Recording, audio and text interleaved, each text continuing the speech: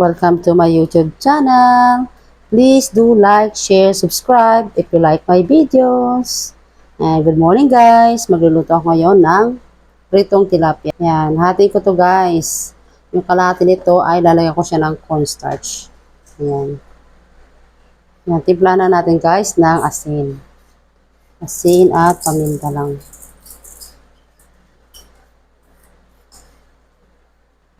Paminta. And guys, nalagyan ko na siya parehas. Ito, asin at paminta lang. Ito din, asin at paminta. Ito namang isa guys, ay lalagyan natin ng cornstarch. Kasi gagawin ko tong sweet and sour. Yan, konti lang. Pinamay ko na guys kasi mas maganda kapag pinakamay. Konting cornstarch lang ilalagay ko. Ayan.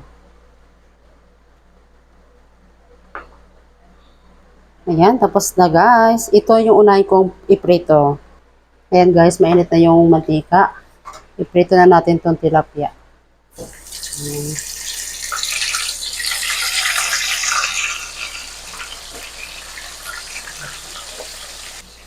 Habang nagpiprito ako guys, maghiwa muna ako ng ampalaya. Yung ampalaya namin ay malapit na masira to. Iba na yung itsura niya. Kaya lutuin na natin ito.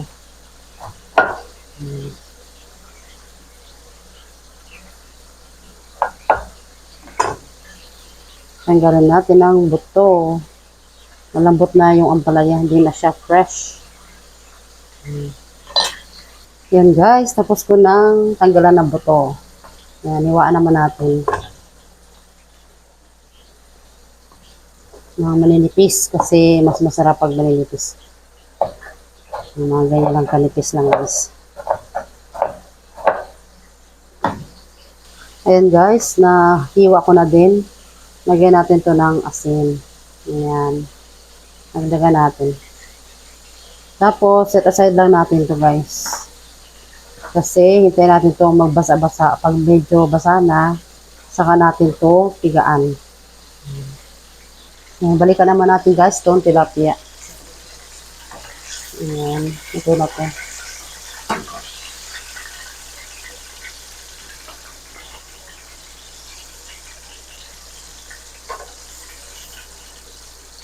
Ipiprito ko na rin guys itong walang cornstarch para sabay-sabay. Sabay-sabay maluto. Ayan. Yan guys, pag ganito na itong ampalaya, basa-basa yan, pwede natin itong pigaan. Yan, lipat ko lang ito sa lagayan para mapigaan natin na maayos.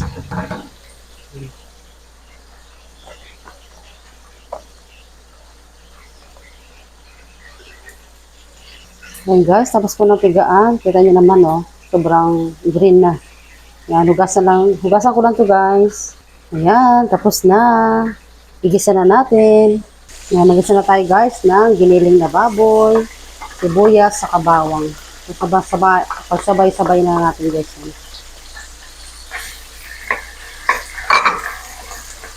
Lagyan din natin ng konting asin. Lagyan na natin guys yung ampalaya. Yan, haluin lang natin to. At takpan. Yan, check natin guys itong ampalaya.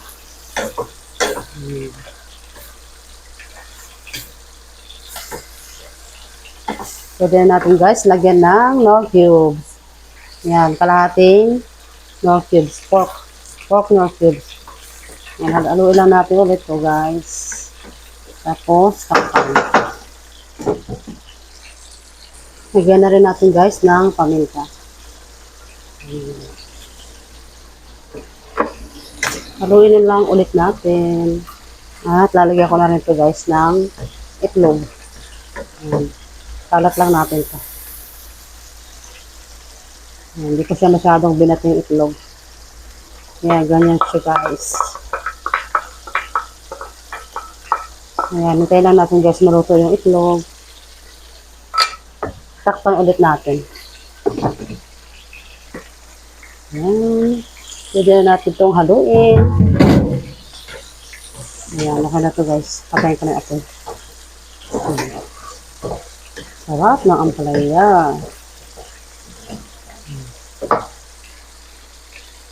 Ayan, pagkatapos guys na ampalaya, magluluto naman ako guys ng sweet and sour sauce. Lagyan lang natin to ng oil. Yan guys, nalagyan ko na siya ng oil. Tapos, ibigisa na natin itong sibuyas, bawang, bell pepper, and carrots. Pagsabay-sabay na rin natin. Yan, haluin lang natin ito. Hanggang sa maluto.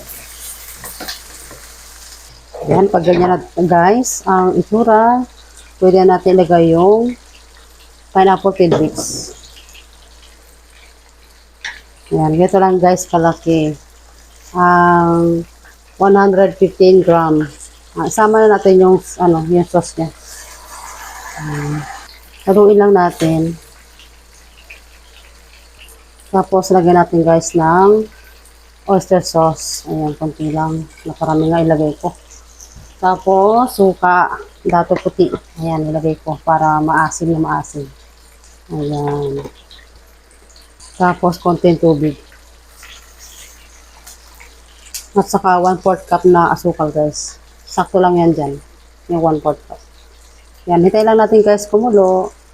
Ayan guys, kumulo na. Lagyan natin tong tomato paste. Pwede naman tomato sauce guys. Yan, ito kasi nabuksan ko kaya busin na natin dito sa sweet and sour tilapia. Haluin na rin natin guys. Ayan, medyo nag-evaporate na guys. Lagyan natin ng mangga. Ayan, masarap yung mangga sa sweet and sour. Ayan. Tapos, lagyan na rin guys natin ng konting diluted cornstarch. Ayan, konti lang. Para may konting lapot. Hintayin lang natin guys itong kumulo. Pagka kumulo na, pwede natin itong iserve. Tapos itong tilapia guys ay dinover fry ko. Para pag ilalagay ko na yung sauce ay crispy yung tilapia. Diba? Napaka-yummy na aming ulam today. Ayan guys, kumulo na itong ating yan, patayin natin yung apoy.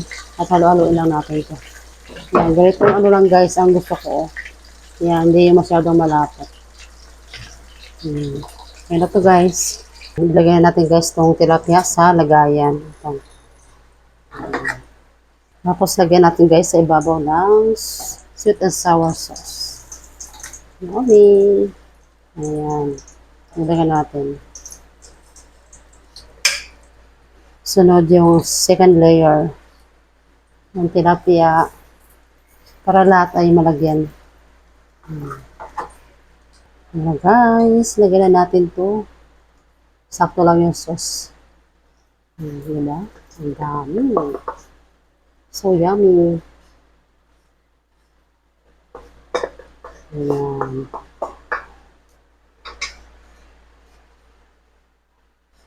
Ito na guys, tapos na akong magluto ng aming tanghalian.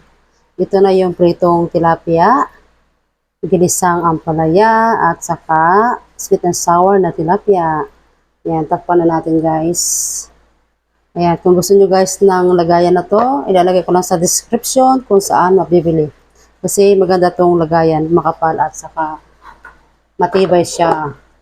Pero kahit plastic siya guys, pero matibay siya guys. No? Matibay talaga siya. Ayan, kain tayo guys. Thanks for watching and ingat po kayo palagi mga katikim. Bye-bye!